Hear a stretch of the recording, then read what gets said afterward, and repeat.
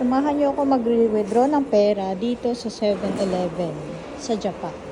Sa bangko dito. Tara, mag-withdraw tayo gamit yung GCash natin. So, dito, ATM machine. Welcome. Mag-withdraw po tayo ng pera.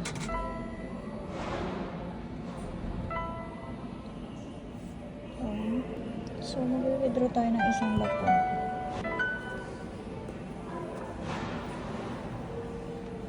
So, yung conversion, 3,890. Isang lapad.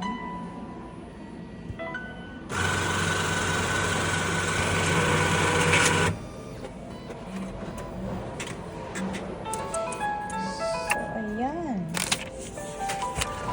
Ganito lang mag-withdraw ng pera sa Japan gamit ang ating GCash.